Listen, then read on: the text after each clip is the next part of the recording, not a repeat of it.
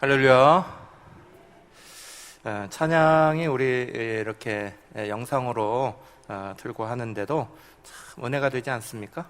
우리 옆에 분들한테 다시 한번 이렇게 말씀하시죠. 외로워하지 마십시오. 누군가 기도하고 있습니다. 한번 이렇게 인사하시죠. 외로워하지 마십시오. 누군가 기도하시고 있습니다. 네. 우리가 베드로후서 1장 4절에서 11절 말씀을 통해서 천국을 오르는 계단 전체적인 주제를 가지고 그 한 단계 한 단계를 지난주부터 말씀을 나누고 있습니다. 그래서 지난주에는 천국을 오르는 계단 첫 번째 계단으로 믿음의 계단에 대해서 말씀을 나누었습니다.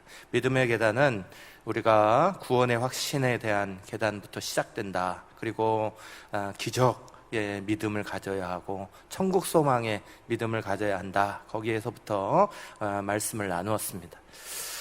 이제 베드로후서 1장 5절의 말씀에 따라 너희 믿음의 덕을 하면서 두 번째 계단으로 우리에게 덕을 가르쳐 주시는 말씀입니다.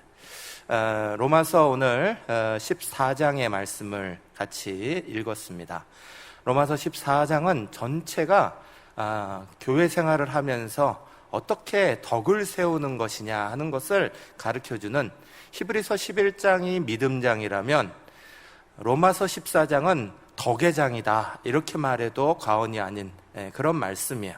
그래서 오늘 우리가 로마서 14장의 말씀을 중심으로 해서 하나님의 말씀을 같이 나눌 겁니다. 근데 먼저 우리가 기억하셔야 될 건 이겁니다.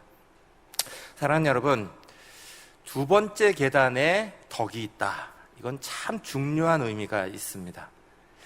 첫 번째 계단이 믿음입니다.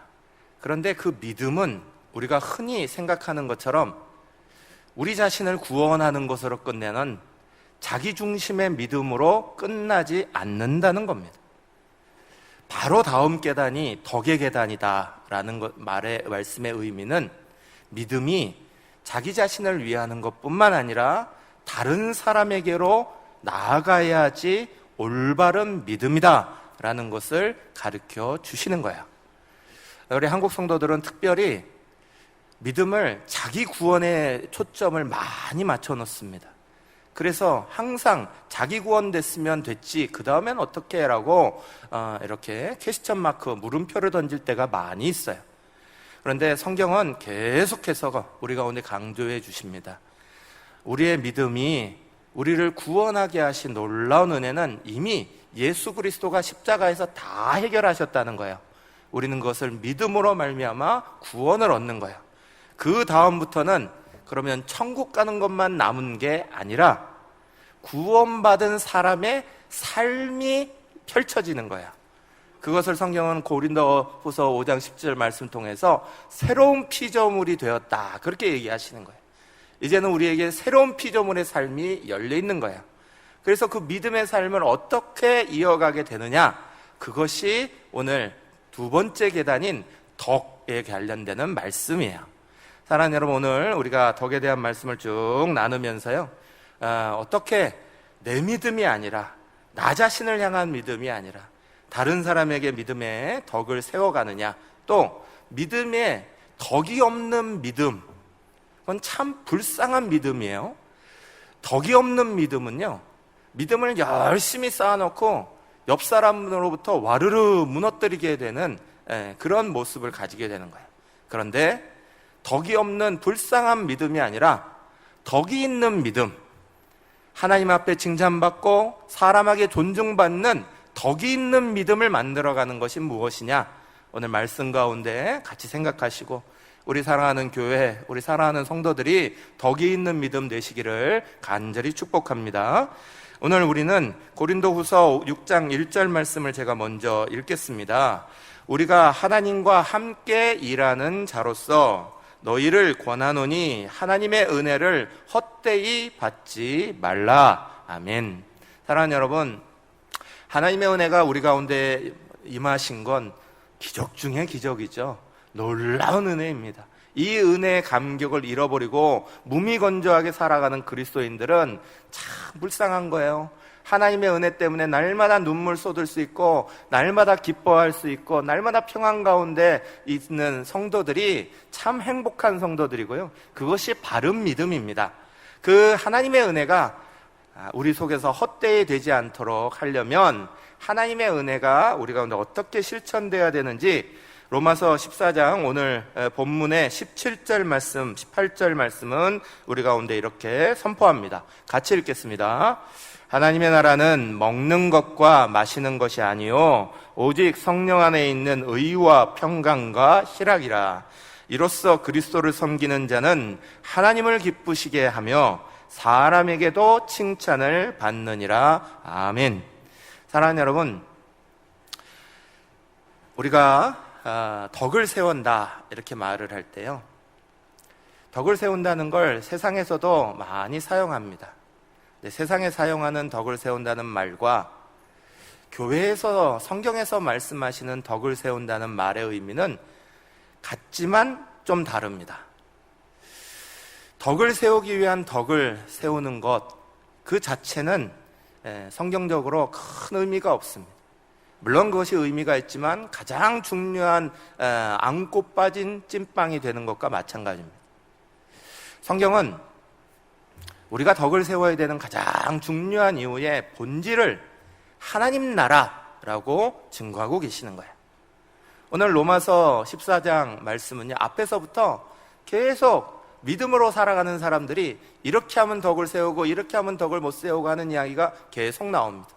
근데 거기에 가장 핵심적인 이야기 중에 하나가 음식 먹는 이야기가 나옵니다.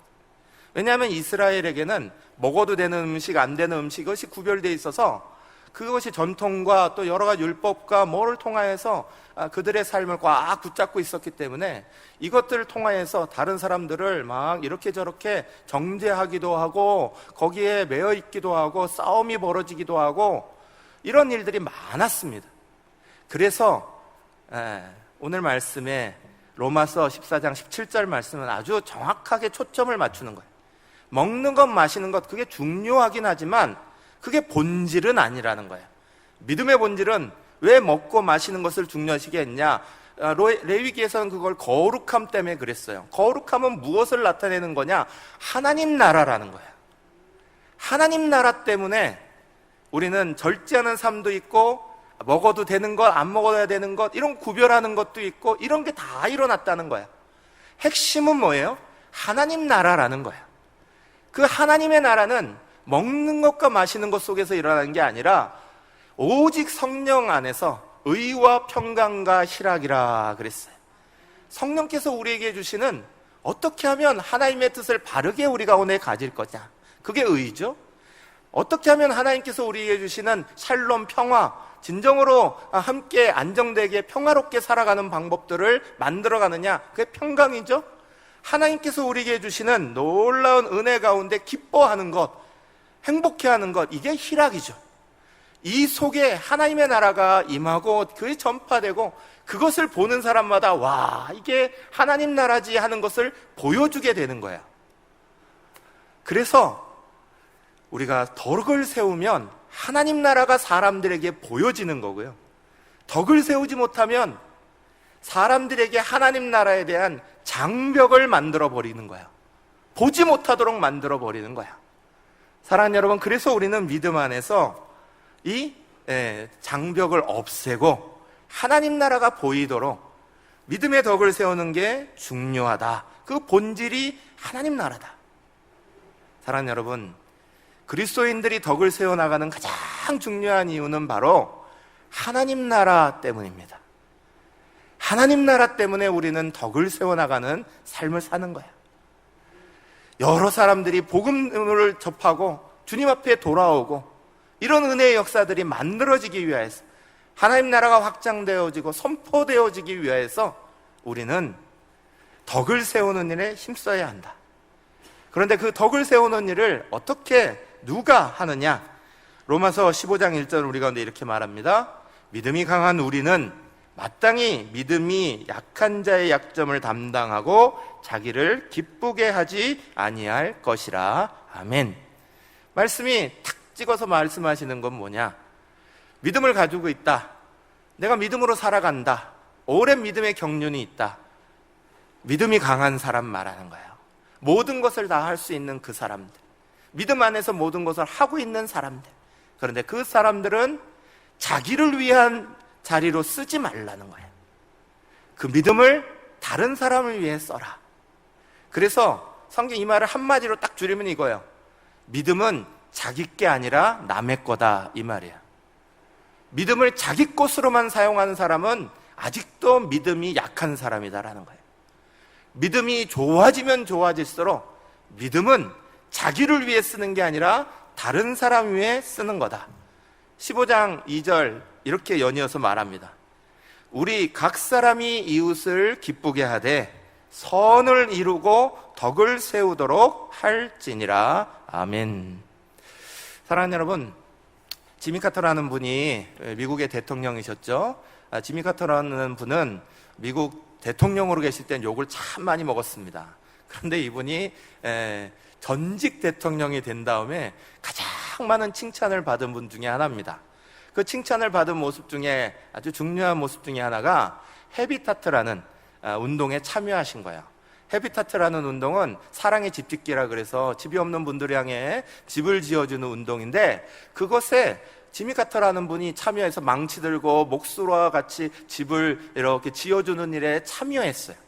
어느 분이 기자가 물었습니다. 이거 하면서 어떤 소감이 드십니까? 이랬는데, 그때 지미 카터 전직 대통령이 대답하시기를, 저는 한 채의 집을 세우면서 단순하게 집을 짓는다라고 생각하지 않습니다.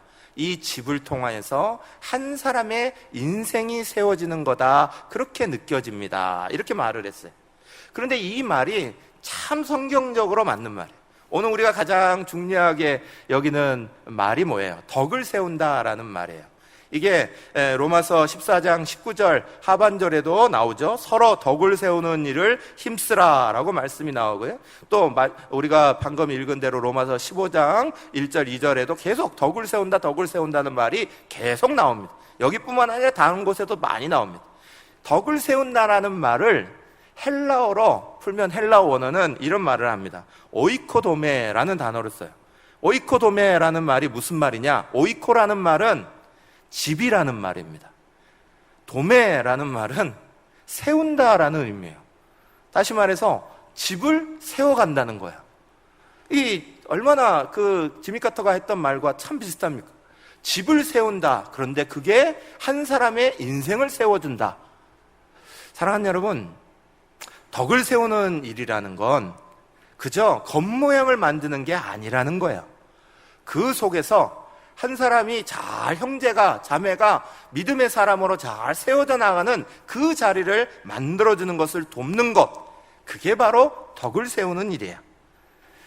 로마서 14장 앞에 부분에는 무슨 얘기가 나오냐면, 우리가 하나님으로부터 말할 수 없는 자유를 받은 사람이라는 거예요. 마음껏 생각할 수 있다는 거예요. 그래서 이렇게도 할 수 있고 저렇게도 할 수 있다는 거예요. 그런데 그거 가지고 내가 이렇게 하고 저렇게 하는 것 때문에 싸우지 말라는 거예요. 싸워서 하나님 나라 다 해치는 일들이 벌어지면 안 된다는 거예요. 자유롭게 생각하는데 왜 싸우냐? 사랑하는 여러분, 교회 생활을 하면서도 비본질적인 거 싸우는 일들이 얼마나 많은지 모릅니다. 어떤 교회는요, 교회를 잘 짓고 나서 그 교회가 싸우다가 결국은 깨져버렸어요. 교회 지을 때 마음을 합쳤던 교회가 교회 짓고 나왔고는 그 어려운 과정 넘어가는데 깨진 거예요. 그래서 깨진 이유를 찾아보니까 이유가 뭔지 아세요? 커튼 색깔이었어요. 커튼 색깔을 이걸로 하자 저걸로 하자 그거 가지고 논쟁하다가 교회가 깨져버리게 되는 거예요.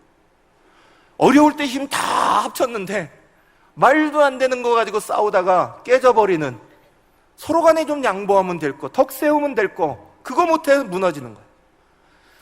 우리 선교학을 저는 공부했으니까요. 선교학을 이렇게 읽어보면 참 재밌는 얘기들이 많이 나오는데, 예전에 미국 교회가 한국에 선교사님 파송하고요.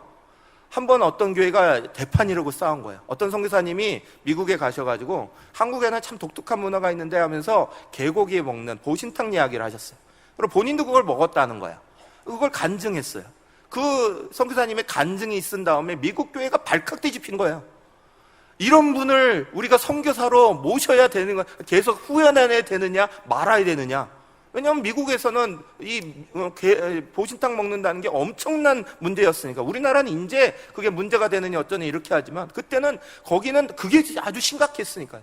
그리고 결국 그 선교사님이 아주 심각한 상황에 놓여 있다는 게 기록에 남아 있어요. 사랑하는 여러분, 오늘 우리가 믿음 생활 이렇게 할 때요, 믿음이 상처받고 교회 안에 상처받고 깨어지고 이렇게 되는 일들이 정말 중요한 복음 때문에 깨어진다고 생각하시면 오해입니다. 항상 말도 안 되는 이야기 때문에 이리 갈라지고 저리 갈라지는 거예요. 그게 문제가 돼서 교회 안에 문제가 될 뿐 아니라 세상에는 그것 때문에 어이없이 교회가 저렇게 싸우더라 하는 얘기가 세상 가운데 막 알려지게 되고, 그러면 많은 사람들에게 하나님 나라가 보이는 게 아니라 하나님 나라의 장벽을 치는 거죠. 못 보게 만들어 버리는 거죠. 로마서 14장 15절을 우리 가운데 그래서 이렇게 단적으로 딱 선포합니다. 만일 음식으로 말미암아 내 형제가 근심하게 되면 이는 내가 사랑으로 행하지 아니함이라. 그리스도께서 대신하여 죽이신 형제를 내 음식으로 망하게 하지 말라 그러셨어요. 사랑하는 여러분, 비본질적인 거 싸움의 도구가 되면 안 됩니다. 거기에 대해서 우리는 어떠한 태도를 취해야 되느냐. 오늘 로마서 14장 20절 21절 말씀이 그것을 잘 설명해 줍니다. 이렇게 말씀합니다. 음식으로 말미암아 하나님의 사업을 무너지게 하지 말라. 만물이 다 깨끗하되 거리낌으로 먹는 사람에게는 악한 것이라. 고기도 먹지 아니하고 포도주도 마시지 아니하고 무엇이든지 내 형제로 거리끼는 일을 아니함이 아름다우니라. 아멘. 성경은요, 덕을 세우는 방법은 간단하다고 얘기합니다. 왜 간단하냐? 믿음이 있다라고 말하는 사람이, 나는 중한직분 받고 있다라고 말하는 사람이, 나는 오래 신앙생활 했다라고 말하는 사람이 먼저 자기 삶을 양보하면 되는 거예요. 누가 양보할 거냐? 성경은 그것을 분명히 얘기해놨어요. 믿음이 적은 사람, 믿음이 강한 사람 딱 구별해 놓고요, 누가 양보해야 될 거냐 얘기할 때 믿음이 강한 사람이 자기 삶을 양보해라, 그렇게 딱 명시하고 있어요. 우리 모두가 지켜나가시기를 간절히 축복합니다. 그거 지켜나가면 교회 안에 분쟁 날 일도 없고 세상 가운데 오히려 덕을 잘 세우는 일이 된다는 거예요. 교회가 신앙 이렇게 따지고 막 그럴 때요, 요즘에는 좀 덜한데 예전에는 술 먹는 거, 담배 피는 거, 이것 때문에 참 많이 힘듭니다. 그런데 사랑하는 여러분, 영국의 설교가였던 아주 명설교가로 유명하신 스펄전 목사님이라는 분이 있어요. 웬만한 신앙생활 하신 분은 이분의 조남을 다 들어봤을 거예요. 한국 교회가 가장 좋아하는 목사님 중에 한 분도, 외국 목사님 중에 한 분도 이 스펄전 목사님이에요. 스펄전 목사님의 설교를 한국에서도 참 많이 인용하고 그분 인용하고 얘기하고 하는 참 좋아하거든요. 그런데 참 재밌는 건, 어떤 분은 이것 때문에 깜짝 놀라실지도 모르겠지만 스펄전 목사님이 골초예요.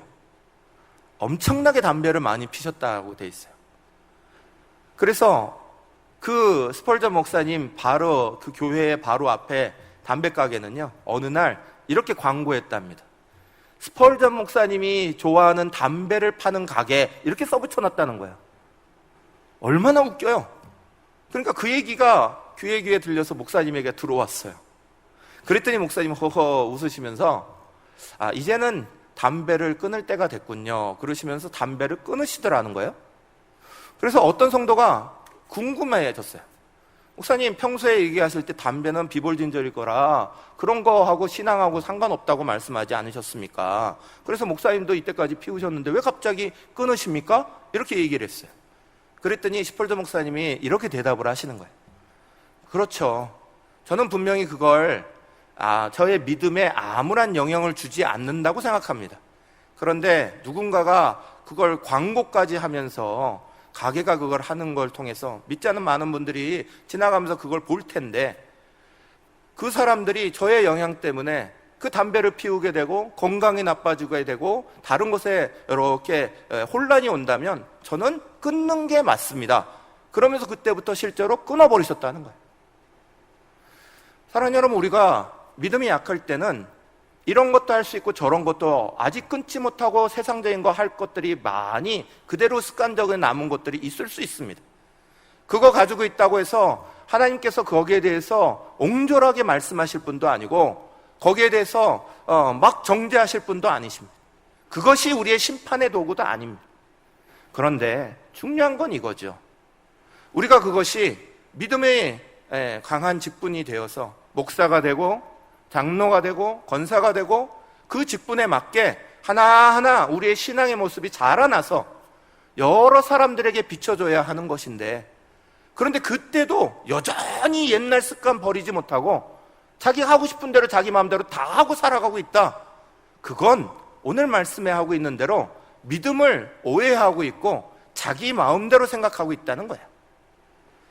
오늘 말씀은 이런 일들이 일어나면 다른 사람을 위하여서, 하나님의 나라를 위하여서, 하나님의 영광을 위하여서 우리가 그것들을 안 하는 것이 오히려 덕을 세우는 것이다, 분명하게 가르쳐주고 있어요. 어떤 분들은 여러 이런 안목들이 좋으셔서요, 예술품을 이렇게 보셔도 정말 예술품을 예술품으로 보시는 분들이 있어요. 어떤 분은 이렇게 예를 들어 보십시다. 어떤 가정에 멋진 예술품으로, 그림으로 누드화가 걸려 있어요. 그분이 교회의 중한 직분을 가지신 분이에요. 연약한 성도가 그 집을 방문했는데 그 집안에 그런 모습이 더 있는 걸 보면 어떤 사람들은 헷갈려 하는 거예요. 예술을 예술로 보지 못하시는 분도 많이 있으니까요. 그러면 성경은 뭐라고 말하냐? 믿음이 강한 사람이 그거 자기네 삶을 양보하라는 거예요. 안 걸어도 된다는 거예요. 그거 꼭 걸어놓고 뭐 그렇지 않았더라도 이 사람의 믿음 위해서 그거 양보해 주라는 거예요. 믿음이 강한 사람이 양보하는 삶, 자신의 삶을 양보하는 것, 누가 옳으냐 누가 어떠느냐, 나는 얼마나 하나님 앞에 자유하고 나는 얼마나 내 믿음이 굳건한데 그런 건 내가 천국 가는데 아무런 영향을 끼치지 않아 라고 말하는 것보다 하나님의 영광을 위해서, 하나님 나라의 확장을 위해서, 연약한 성도들을 위해서 자기의 삶을 양보할 줄 아는 것, 이것을 덕을 세우는 것이다, 그렇게 말합니다. 그럼 성경은 다 하지 마라 그러느냐? 아니요. 고린도전서 10장 25절 말씀을 보면요, 대표적으로 이렇게 말합니다. 무릇 시장에서 파는 것은 양심을 위하여 묻지 말고 먹으라 그랬어요. 시장에서 파는 것들이 더 당시에는 우상제물 따지는 것, 못 따지는 것, 여러 가지가 복잡한 게 더 많았는데 거기에 대해서는 묻지 말고 먹으라 그랬어요. 왜요? 그건 이유가 있는 거죠. 가만히 생각해 보십시오. 사랑하는 여러분, 중요한 건 이것을 먹느냐 먹지 않느냐의 문제가 아니에요. 중요한 건 내가 내 믿음을 가지고 내 자신만 바라보면 안 된다는 거야. 믿음의 계단에 덕의 계단을 쌓아야 한다. 성경은 우리 가운데 분명하게 가르쳐주고 있는 거예요. 덕이 있는 믿음이 아름다운 믿음이에요. 덕이 없이 내 믿음만 고집하는 믿음은 절대로 아름다운 믿음이 아니에요. 분쟁을 일으키는 믿음이 되기 쉬워요. 여러 사람들 싸움을 일으키는 믿음이 되기 쉬워요. 그러나 하나님 나라를 확장하고 하나님의 은혜를 이렇게 만들어가는 데 있어서 덕을 세우는 믿음은 참 중요합니다. 그러면 아무거나 막 해도 되느냐? 그건 아니죠. 성경은 우리가 일상을 살아가는 데 있어서 아주 중요한 것들을 잘 가르쳐 주시는데요, 사랑하는 여러분, 성도들이 성경 말씀 앞에서부터 뒤에까지 다 달달달 외워야 신앙생활 잘하는 거 아닙니다. 우리가 법치주의 사회에 살아가는데 율법전서를 달달달 외워야 법 지키는 거 아닙니다. 사람에게는 하나님 앞에 부끄러운 것을 아는 모습이 있어요. 죄의식이라는 게 있는 거예요. 뭐가 잘못됐으면 어떤 사람들이 이렇게 말합니다. 사람이 그러면 못 써. 이 말을 들으면 부끄러워할 줄 알고 양심에 찔릴 줄 알아야 됩니다. 양심이 있어야지. 그런 법이 어딨냐, 이런 이야기를 들으면 거기에 대해서 미안해할 줄 알고 부끄러워할 줄 알아야 되는 겁니다. 근데 오늘의 사회가, 오늘 우리에게 가르쳐주는 수많은 사회가 이런 이야기를 들어도, 이런 말을 해도 아무렇지 않은 듯 목이 뻣뻣하게 나아갑니다. 사람에게도 부끄럽지 않고 하나님 앞에도 부끄럽지 않다는 식으로 나아갑니다. 사랑하는 여러분, 그리스도인들이 주님으로부터 진정한 자유를 받은 건 자기 자신만을 위해서 믿음 쓰라고 받은 거 아닙니다. 하나님은 이미 우리를 구원하셔서 내가 오늘 이 자리에서 죽더라도 주님은 반드시 우리에게 그 믿음 모시고 천국의 자리로 인도하실 것입니다. 오늘 살아가고 있는 이유는 내가 그리스도인답게 살아가는 거야. 오늘 살아가는 모습은 하나님 앞에 부끄럽지 않고 사람 앞에 정말 하나님 나라 확장하며 기뻐하며 증거하는 삶을 살아가는 거야. 그게 우리의 덕을 세우는 가장 중요한 이유예요. 여러분, 고린도전서 10장 23절 24절 같이 한번 읽으실까요? 시작. 모든 것이 가하나 모든 것이 유익한 것이 아니요 모든 것이 가하나 모든 것이 덕을 세우는 것이 아니니 누구든지 자기의 유익을 구하지 말고 남의 유익을 구하라. 아멘. 이게 덕을 세우는 삶이다. 내가 모든 것 할 수 있다고 그거 다 하는 것도 아니고요, 모든 것 안 한다고 아무것도 아닌 거 아니라는 거예요. 하나님의 은혜 가운데 살아가는 우리 모든 성도들은 오늘 우리가 믿음의 계단 위에 덕의 계단을 세워야 한다는 사실을 절대 잊어버리면 안 됩니다. 토마스 에디슨이라는 유명한 발명가가 있으시죠?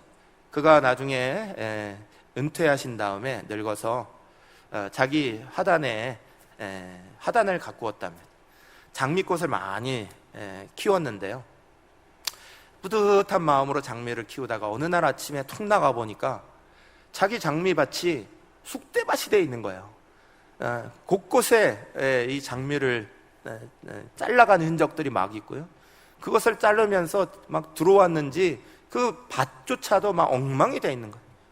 마음이 아파서 나가서 나중에 편말 하나를 딱 붙였습니다. 그 편말에 이렇게 썼습니다. 꽃을 가져가실 분은 가져가도 좋은데 아무쪼록 가위를 가지고 오셔서 잘라가십시오, 그랬다는 거예요. 이게 무슨 말이에요? 꽃을 가져가려고 하는 사람은 꽃을 사랑하는, 꽃을 좋아하는 사람이겠죠. 예쁜 거 좋아하는 분이겠죠. 그러네 그거 자기한테 꽃 가져간다고 예쁜 거 자기 거 가져가 버리고 그 남아있는 것은 이것도 저것도 없이 막 해치고 나가버리면 그거만치 비양심이 없다는 거예요. 이왕 꽃 가져가려면 가위 가져와서 조심해서 잘라가시고 다른 것들도 잘 피어날 수 있도록 도와달라, 그 얘기 아니겠어요? 우리가 덕없이 어떤 일들을 하면 이런 일들이 막 벌어집니다. 사랑하는 여러분, 오늘 로마서 12장 1절과 2절의 말씀은 우리 가운데 분명히 이렇게 말합니다. 다시 한번 우리 같은 목소리를 읽겠습니다. 믿음이 강한 우리는 마땅히 믿음이 약한 자의 약점을 담당하고 자기를 기쁘게 하지 아니할 것이라. 우리 각 사람이 이웃을 기쁘게 하되 선을 이루고 덕을 세우도록 할지니라. 아멘. 사랑하는 여러분, 교회는 믿음만 가지고 살아가는 자리가 아닙니다. 구원받는 건 새로운 피조물로서 시작되는 자리입니다. 새로운 삶을 시작하고 믿음의 삶으로 살아가는 자리가 교회 공동체입니다.